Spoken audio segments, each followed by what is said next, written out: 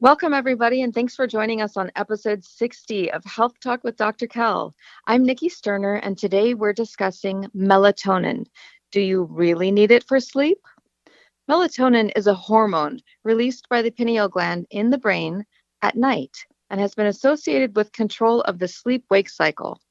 Melatonin relaxes you, so many adults and children have taken it when having sleep issues.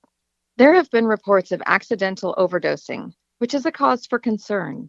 Also, taking melatonin on a regular basis may lead to the pineal gland producing less, along with other hormone production being affected. The most common side effects of melatonin are headaches, dizziness, nausea, and drowsiness. Side effects also reported in kids are slowed breathing, depression, and suicidal thoughts. There are natural remedies to help with sleep issues, such as taking in calcium and other real food supplements like standard processes Mintran, eating a small amount of protein, light exercise, meditation, limiting screen time, and reading before bed. Wishing you a good night's sleep. Welcome, everybody, and thanks for joining us on Health Talk with Dr. Kell. I'm Nikki Sterner, and today is podcast number 60 on melatonin. Do you really need it for sleep? Welcome to the show, Dr. Kell. Hi, Nikki. Hi, everybody. Hi. So, this has been in the news recently, melatonin. Yes, it is. And kind of as an article today, we're going to mention that information and discuss that a little bit. And I think you've read something about it too. Did you want to start by sharing any of that? I was going to share a story because I just I have this weird habit of not sleeping the night before something I'm doing for acting, whether it's a commercial shoot or being on a set or like I had headshots taken yesterday morning. And for the love of me, it's been a while since I've been on set or done anything. And I did not sleep like all night long. And that never happens to me. I'm usually a good sleeper, but my brain, like I started researching, well, what looks exactly do I want? And what am I going to wear and all this. And so my brain is like on overdrive. And literally all night I kept on like opening my eyes and it's 1 o'clock and then it's 3 o'clock and then it's 5 o'clock and then it's time to get up at 7. And I'm like, what in the heck? And then it takes you a couple days to like rebound from that night of no sleep. And I was like a zombie last night. And my daughter, Kelsey, was like, Mom, why don't you take like melatonin gummies or something? Like my friends do that when they can't sleep sometimes. And I was like, oh, that's interesting. Because I don't usually take, anything like that. I am usually a good sleeper, but it did bring it up like, oh, maybe on certain days, if I know I'm not going to sleep well, or if I'm having a problem falling asleep, then it would help me to get at least a few hours of sleep. What are your thoughts about that, Dr. Kell? Well, I never anymore recommend melatonin. And there are reasons why, and we're going to talk about that today. Can it help you sleep? We'll get more into detail about that as we go. I just wanted to bring up the article that I found online that I thought was quite interesting. It says thousands of kids are getting sick from downing melatonin pills. So it can cause problems. There is a percentage of people, especially kids, who melatonin is a hormone. It actually is not controlled by the FDA, but it is not a supplement. People can think of it as a supplement, but it is not a supplement. It is a hormone. Your body manufactures it in the pineal gland, which is located in your brain. The body begins to produce it in amounts that help you to relax. When it gets dark outside, your pineal gland begins to produce melatonin. That's why you tend to be more relaxed after dark. When you think about that, when you take a melatonin pill, you're telling the body, you don't need to make it for me. I can just take it in a pill. It actually causes over time, it causes the pineal gland to stop making as much melatonin when you're supplementing it. I had a patient not too long ago come in the office that had been taking it for 5 years, and he felt like it got him to sleep at night. He'd never tried anything natural or done anything else natural to help that problem. And what he didn't realize is hormones interact with each other in the body. Not only was he causing his pineal gland not to function as it should be functioning in the production of melatonin, after doing it for 5 years would definitely cause a real problem if he went off the melatonin initially, because the pineal gland would take time for it to begin producing the melatonin in the levels needed. Now, was his pineal gland not producing enough melatonin, which then required him or necessary for him to start taking it or add to it because his pineal gland wasn't functioning properly? Hard to say. I mean, there's so many other things that interact with your body that might inhibit the production of melatonin. But the point being is that's not the way you want to go. There's so many other ways. We did a podcast, 28 through 31 we did on sleep. And you may not remember many of the things we talked about and helping you to get to sleep. There are many natural things you can do without taking melatonin to get yourself to sleep when you're in that state of I can't get to sleep. And many things you can do before you take that. So basically what melatonin has never been shown to actually initiate the sleep cycle itself. What it does is it relaxes you. So as you take it, you feel more relaxed. Can it stop the racing in your brain? Probably can help some of that because you now feel more relaxed, less tense. But there are many other natural things you can do to stop the racing brain, and we can talk a little bit about that here at the end of the podcast. But when we get more into the natural things to do, but I wanted to share some of the stuff from these articles that are talking about melatonin and its side effects and why it's not good for you, why I don't ever prescribe it or tell people to take it. We talk about the kids having problems and thousands of kids having issues. Signs you should look for if you're letting your children take melatonin, and I don't believe you should, but because there is no set amount that one should take. I believe an average, I think it's 5 milligrams is the average amount of a melatonin pill, if I remember correctly. Where'd they come up with that? Best guess. They started doing it in a lab. When do we start getting a benefit or an effect of it? And I think that's how they come up with that level. But for kids, it can be too much. And they're smaller than we are. The bottles often don't say, okay, if you're under 12 years old, only take half a pill or things like that. So they're getting overdoses on it. And what's happening is side effects, and these things can happen to the average person as well, but headaches, dizziness, nausea, and the drowsiness, of course, and that's kind of what you're looking for, but you're trying to get to sleep. But the big side effect that happens, and is happening more and more, and can happen to adults too, not just kids, but kids tend to be more prone to it, and that's slowed breathing. If you take melatonin, if your kid takes melatonin, if you've got melatonin in the house, do not make it available for children.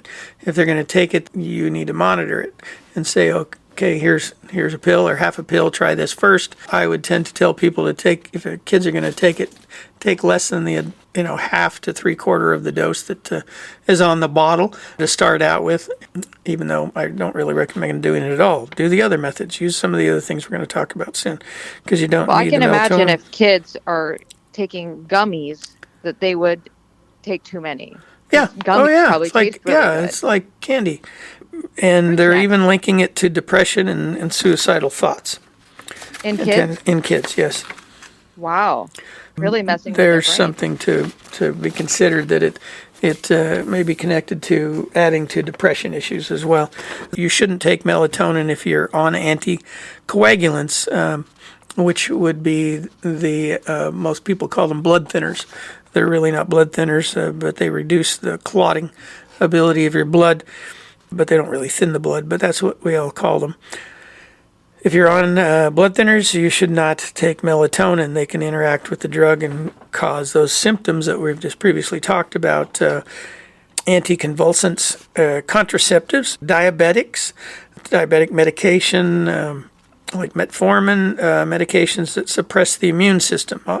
If you're on, for instance, people with MS, should not take melatonin because it can interact with the drugs that they're using for the MS. Anybody on immunosuppressive drugs should not take melatonin because of the side effects and the interaction. And once again, these all go through the liver initially. It can affect the liver in certain ways and then onto the brain, reducing the production of melatonin over time. But what melatonin really does is when you take it, it just relaxes you. So when it gets dark, your body naturally makes melatonin. Immunosuppressive drugs. I'm trying to think like what that would be. Well, the drugs like people might take autoimmune disorders. So if you have an autoimmune disorder, MS, any inflammatory disease, is usually considered an autoimmune disorder. You could even call arthritis an autoimmune disorder. The drugs that you take for any of those kinds of symptoms that you may be dealing with related to whatever disease, autoimmune disease you might have, be contraindicated. Did they say why? Like what it does? Yeah, they interact with the function of the drug. Oh, so the drug stops functioning because the melatonin is doing something. It just depends on the drug, but they're saying don't take them because you can, you know how drugs, they often put warnings on drugs these days. They didn't used to, but if you're on this drug, don't take this drug because it will adversely affect you in some way. I don't know specifically what melatonin would do unless you had a specific drug to tie it to. It's probably something you could search on the internet, on Google, whatever, that I'm taking this drug. Is melatonin going to be an issue for me if I take it? And you probably will be able to find that online. You consider the issues, though. You said the other night that you were having an issue going to sleep. Your mind was racing. What did you do? I just kept on thinking that I was going to fall asleep, and I never did. So you tossed and turned all night, basically? All night, because it rarely happens, but yeah, all okay. night. So you never tried anything? You never tried to do anything? Okay. No, I didn't. What, had you called me or sent me a text, what I would have asked you is, first of all, what'd you have for dinner? And did you have any snacks afterwards? I've actually been really good this week, so that was surprising. Okay. Brussels sprouts, chicken, and cucumbers. No snacks after dinner? I might have had some oranges, but that was it. And not very many, like the little mini ones. Mm-hmm. Yeah, like a couple of them.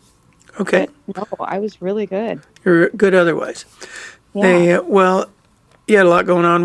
Not to get too personal, but what kind of thoughts were racing through your head? Oh, just like do this, remember that. Things you needed to plan for or prepare for. Planning. Yep. Okay, so you were worried about making sure, not wanting to forget this or that. So you're feeling some anxiety related to the future. Yeah, anxiety. Yep. Okay, so and that's very common, but people have a wide variety. I think things that I tend to fret over if I'm laying down and having a hard time going to sleep tends to be more past things than it does future things, although maybe I'm trying to get something done and having difficulty, so I'll fret over those kinds of things. But in this instance, you were kind of concerned or worried about the future, being prepared for the future. So one of the things, even though you're eating really healthy, you did have carbohydrates before you went to bed. Even if it was a small amount, that could have contributed some. Because having sugary foods, even though it's good, it's an orange, it's got good nutrients, got a little fiber in there with it. Orange, if you drink orange juice in and of itself, it's like drinking a soda. It will spike your insulin levels high. Okay, so eating the orange, I don't know, you said you've been eating pretty good lately. Is your body fully accustomized itself to functioning off eating these foods as opposed to eating other foods? Hard to say. What I would tend to tell somebody in your situation, though, had someone sent me a text and said, I can't sleep tonight, what should I do? I would have said, depending on what you have available in your supplement cabinet, I'd say take some calcium. Some people might say I don't have any pills, but I can drink a glass of milk. Okay, there you go. That'll help. You've often heard over the years, drink a warm glass of milk before bed. I don't know if that's as popular as it once was, but that right there, you're getting calcium. You're also getting some protein. Protein before bed, light amount of protein before bed, slow your system down. See, what's happening is, and we talked about this before, you have two systems in your body. You have the parasympathetic system, which is considered the feed and breathe system, and then the fight or flight system is the sympathetic nervous system. When you're eating, you're calmer. Like we talked about before, your body produces chemicals that calm you down while you're eating. So that's more of the calming part of your system. If you're in overdrive, you can't go to sleep, and you're nervous or stressed out about something, your parasympathetic system is still turned on. It may not be running on high because you're laying down, you're trying to go to sleep, but it's on. And your parasympathetic system has not engaged, and to go to sleep, that system has to be engaged and the other one shut down. And that's when your brainwave patterns begin to settle and you're more in alpha and beta during the day, and you get into theta waves and then delta waves as you go to sleep. And your brain wasn't able to get out of beta at least, and may have been producing alpha waves too. You couldn't get down into that theta state. And that's kind of what melatonin does. It can kind of relax you to take you into that theta state, and then the body and the mind and everything else going on takes you into sleep. Melatonin in and of itself is not like taking a sleeping pill. Producing your melatonin naturally comes from eating well and keeping your health in good condition. Your body will naturally produce the amount of melatonin it needs for the function that you're looking for, so you don't have to take the supplement. In your case, I would have said probably most commonly supplement that we give to patients, especially those with sleeping issues, is standard process is Mintran. So if you, it's called Mintran. Have you taken that before? Yeah, I have it. Oh, good. That's something I would have suggested that you get up out of bed and go down and take half a dozen Mintran. Okay. I have the calcium lactate too, like you were saying. Yeah, we found that the Mintran contains calcium, magnesium, and a small amount of iodine. Also gives function there with the thyroid and interconnection with the glands, the pineal gland, etc., and everything else. That's why we always say, if you don't have the Mintran around, just take the calcium. Found the Mintran, because the combination of minerals is more calming even than just the straight calcium. I'm going to try that next time. There's other things that we recommend to people go beyond the Mintran. I was got to give a plug to our website for Standard Process, holistichealth.standardprocess.com. If you're having sleeping issues and want to try the Mintran, you can go there and find it at a higher discount than you would off Amazon or other locations. So, what is it? It's Standard Process, or is it holistichealth.standardprocess.com. Okay. And we mentioned at the end of the podcast, too, the different websites where you can find all natural stuff. I also would have suggested, if that wasn't totally helpful, to eat a small amount of protein. That doesn't necessarily have to be meat itself. It could be drinking a protein drink. And there you go, if you mix it with the milk. And you don't want to eat a lot. You just want to eat a small amount. You want to just get your parasympathetic system to kick in and start the digestion process. And it doesn't need to be a heavy digestive process. It just needs to get the digestive process going.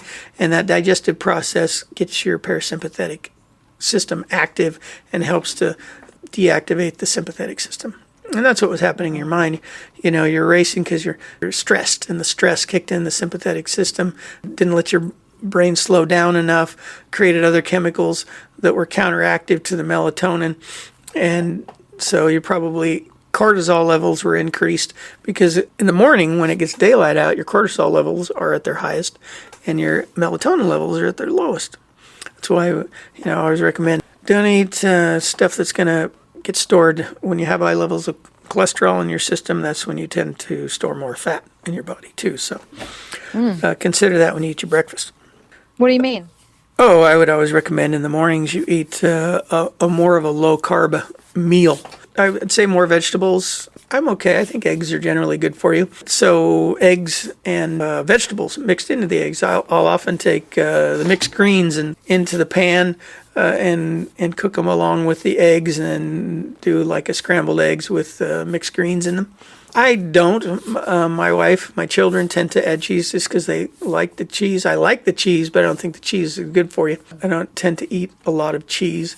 I like cheese. I really, really enjoy it. But like last night, my son, he read something online, and he took some cheese and cut it into little squares and then put it in the oven and baked it for 15 minutes. I think it was on 275 or 300.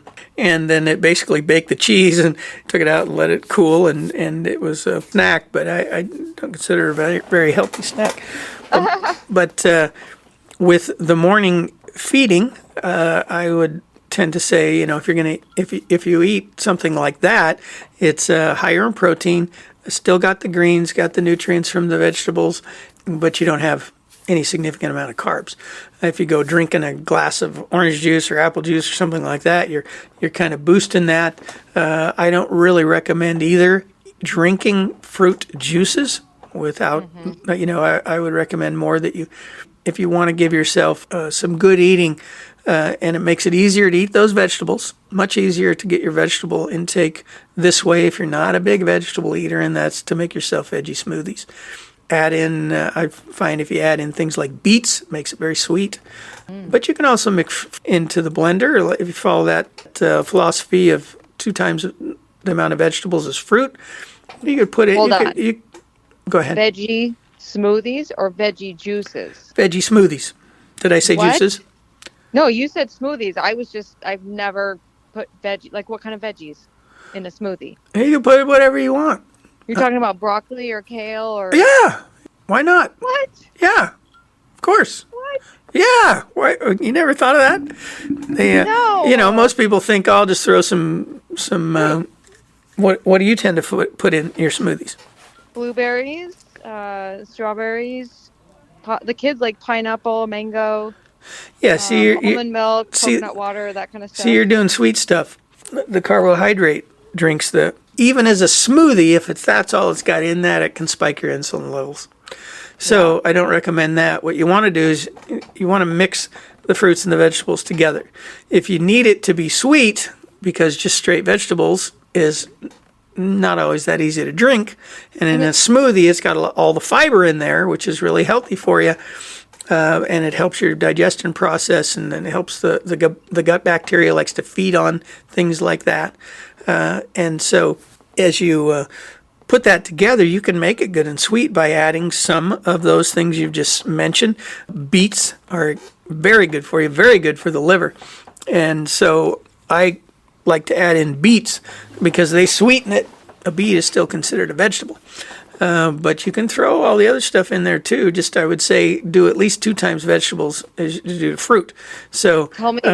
If you weigh it out, it's not that hard. Get a little scale. They have all these little small scales you can get now at the store for $10-15. Throw your food on the scale if you really want to do it right, and grab the veggies and put a bowl on the scale, throw the veggies in there, and then throw some fruit in there, apple, orange, whatever it might be. Or like I say, I think best is to go with things like beets. You can also use monk fruit. Monk fruit is really good. It has no significant amount of carbohydrates, but is extremely sweet, and it's a natural, what would you call a monk fruit? I suppose it would lie in the fruit family, hence monk fruit. Duh. I don't know, have you ever used monk fruit? I really like the taste of monk fruit. Oh, okay. So you're experienced with that. And that's a good way to sweeten those kinds of things too. You can just play with it. But yeah, you can blend up everything. Any kind of organic matter will tend to break down in the blender. Broccoli smoothie. Okay, I just found a recipe. Let's see what broccoli smoothie has in it. There's avocado smoothie, which I could totally do. I like avocado ice cream, so I know I would like avocado smoothie. The recipe has avocados, milk, spinach, frozen banana, frozen mango, or pineapple or peaches and ice. I probably wouldn't do all the banana. That's super sweet, and we don't really like the taste of it, but okay. And then let's see. I'm dying to know what's in a broccoli smoothie. Okay. Ingredients for this veggie drink include unsweetened almond milk, dairy-free plain yogurt, broccoli, spinach, frozen banana, and frozen mango. How do you get the broccoli so small that you can't, taste the little bits? You just keep blending it. It'll get smaller and smaller the longer you blend it.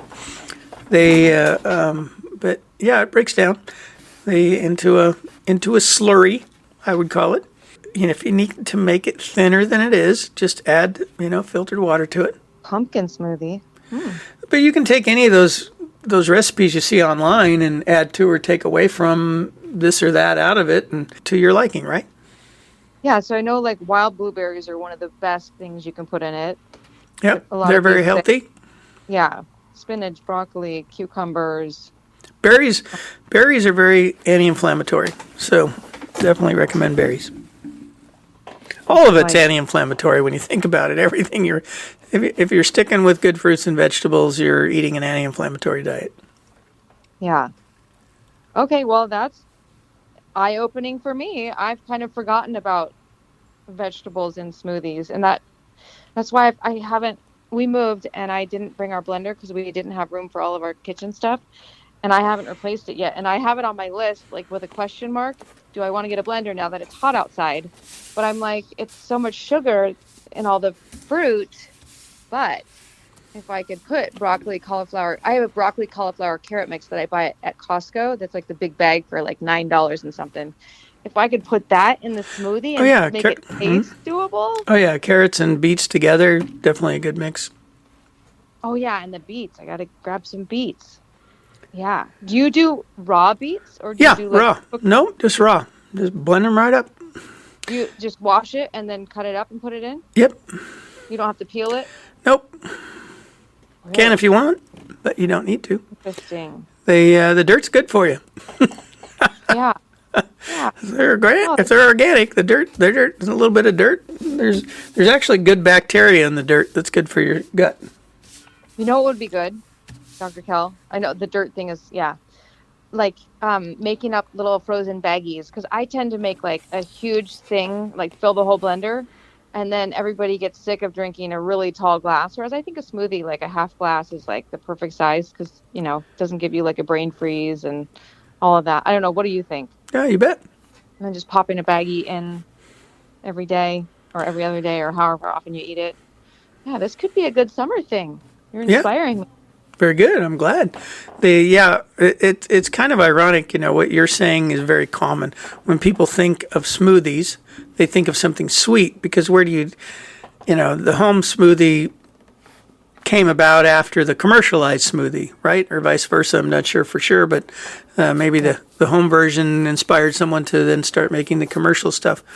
You can get a lot of commercial smoothies at the store. You can go to different outlets, like there's a boba tea here in our center that produces the smoothies, but 90% of them are if not 100% over there. I actually haven't been over and even tried them yet. I need to go over there, but apparently they're fairly busy, but it's always focused on sweet, mostly made of fruits. And so people are always thinking that's what a smoothie is, made of fruits, but we call the other kinds of smoothies a green smoothie because you add in those greens and broccoli, asparagus, or whatever else you want to chop up in there. And you can do any vegetable. Not all, you don't have to cook vegetables. Not all, especially some cooking because they're too firm, too hard to eat raw. Well, if you blend them, then you can take them down. That's a beautiful thing. It is. So always recommend the smoothie. You can add protein powder to it. We always recommend people when we're putting them onto diets, doing whether they're doing a cleanse or detox or just trying to lose some weight. The healthy protein drinks right into the smoothie along with it. And they've got, Standard Process has those that are flavored. If you love that chocolate flavor, you can throw the chocolate smoothie in there, and your smoothie will taste a little bit like chocolate. I like to do the ones with no flavor at all, mixed in there, and then I just get the flavor from the veggies or the fruit. Healthiest way, though, is to stick with the vegetables in there. Use the sweet vegetables like the carrots and the beets. And if you want to just do a straight veggie smoothie. And add a little monk fruit if you need to. Oh, yeah, let me write that down. Monk fruit can be added if needed. Yeah, and that is one of the few all-natural sweeteners that we found that we like. Do you guys use it at home? Uh-huh, yeah. What do you add it to? We'll add it to things like the smoothies. Ingrid's come up with recipes. Should post those up once in a while. Things like she has some really good cookie recipes that sweetens with monk fruit. Use grains and healthier types of flour. Stay away from the wheat flour and other things for those typically. And not so much that the wheat is terrible for you, unless your gut's messed up and you've got gluten issues, but less carbs. She basically it's a much less highly reduced carb cookie, but still tastes sweet and has healthy ingredients. And Popular will have to get you that recipe. Yeah. So melatonin. Melatonin, we pretty much wiped out there and told you don't need it. You just got to use better ways and go back. And if you're having sleeping issues, go back and listen to our podcast segments from podcast 28 through 31. Talks extensively about sleep.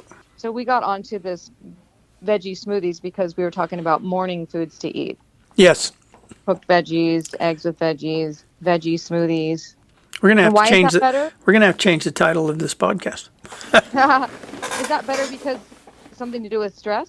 As far as eating that way, Yeah. well, the cortisol levels being high. That's why I mentioned it. Your cortisol levels are highest in the morning and lower in the afternoon. So if you eat when your cortisol levels are high, if you eat more food than your body needs, especially in the form of carbohydrates, you'll store that as fat. So that's why I say I think you're better off, or I would always recommend that you eat more of a low carb breakfast, like eating cereal, sugary cereals in the morning, which is a common thing in the Western world because it's easy and quick. You open the box of cereal and throw in the cereal, and then throw in your milk, and that's your breakfast. That's a high carbohydrate meal in the morning. For people who are working on keeping their weight in balance, that's a bad thing to do because if they don't use up all that energy before they eat again that they put in their body, the body will store it as fat. And the body, if the cholesterol levels is high, it will begin storing it as fat even before you've used up all the energy. The whole process, the body recognizes, oh, you got too much, let's store some of that. Yeah. Even though it may not necessarily need storing quite yet, it starts the process because the level of glucose in your system is very high. Make sense? Mm-hmm. The hormone cortisol is just a signal to your body, hey, make fat, make fat, make fat. And so that's what happens. So some of my takeaways for ways to sleep when your cortisol is high and your brain is racing were to do the Mintran or eat calcium, eat small amounts of protein. I remember Another thing I didn't mention is light exercise. light exercise, Light like get exercise up and go before for a bed can be walk. helpful. Yeah, take a little walk, do a few push-ups, whatever, shoot a few deep knee bends, whatever works for you. Wave your arms around in the air if that's all you can do. You talked about like the different brain waves, so like maybe listening to a meditation or Oh something to yes, get. we actually have, though we keep saying we're going to put them up online and make them available to people. That's still on our list. We have CDs that I created several years ago that Cool. if you listen to them, we call them sleep CDs. And they're already out there. There are a lot of companies that produce these kinds of things. So if you want to go look online for CDs that help you go to sleep, what they do is they slow your brain down. They produce the theta and delta waves, and typically have anything from waves in the background to sounds of a stream or a storm or rain, things like that, and many others will have music embedded in there, so you're listening some nice music along with producing the brainwave pattern. Helps your brain tends to begin to mimic that, and then slows your brainwaves down and helps you get to sleep. Reading before bed can also slow your mind down to get you to go to sleep as well, as long as you don't read something with a lot of energy in it that wakes you up. Yeah, that's a good idea. Many things you do. No need to just lay there and toss and turn and think it's going to work. If you get up for a few minutes and do some of these things we've suggested, you may very well find yourself within 10, 15 minutes, you can go back to bed and you'll go right to sleep and on your way. These are great suggestions. Thank you, Dr. Kell. Yeah, so lastly, just like to say you don't need the melatonin. Don't recommend you take the melatonin because of all the reasons we've discussed in the podcast. Because it affects the other hormone production. Yeah, that's the major one. The side effects and the alteration of your natural hormone production and effects on the liver and all that. There's natural ways to do it. You just got to figure out which one works for you.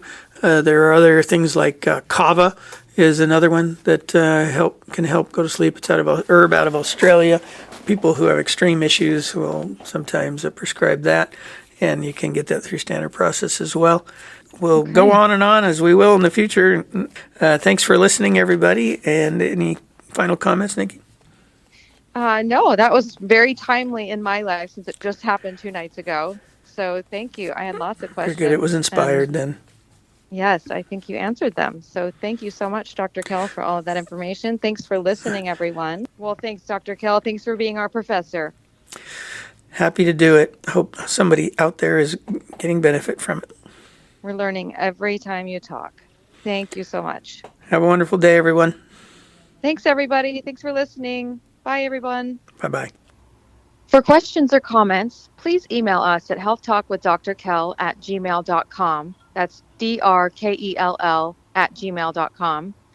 You'll find the lowest prices on standard process whole food supplements at holistichealth.standardprocess.com. As always, we recommend you seek nutritional advice from a qualified healthcare professional before starting a supplement program. And for natural and organic health and hygiene products, see our sponsor's website at oceanbaynaturals.com. While we make every effort to broadcast correct information, we are still learning. We will double-check all facts, but realize that medicine is a constantly changing science and art.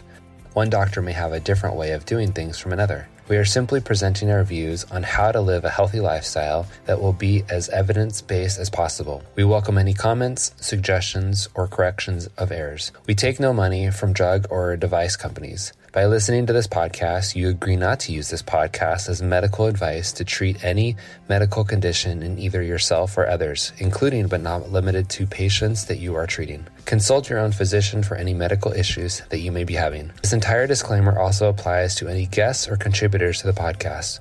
Under no circumstances shall Dr. Kell Fullerton or any guests or any contributors to the podcast or any employees, associates, or affiliates of Dr. Kell Fullerton be responsible for damages arising from use of this podcast. This blog should not be used in any legal capacity whatsoever, including but not limited to establishing standard of care in a legal sense or as a basis of expert witness testimony. No guarantee is given regarding the accuracy of any statements or opinions made on this podcast. Our website, blog, and podcasts are all HIPAA compliant. While you may give your email address to subscribe to the website posts or to post information on the website blog, we will never share your email address or contact information with any third parties without your explicit permission. The contents of Health Talk with Dr. Kell podcast and the show notes are all copyrighted. All blog posts, podcasts, and show notes that are distributed to the public for free can be redistributed via hard copy or electronic copy for free only if Health Talk with Dr. Kell is included as the acknowledged author within the actual media that is being redistributed. The Health Talk with Dr. Kell podcast is a production of the Orange Stack, with executive producers Dr. Kell Fullerton and Eric Hammond and host Nikki Sterling.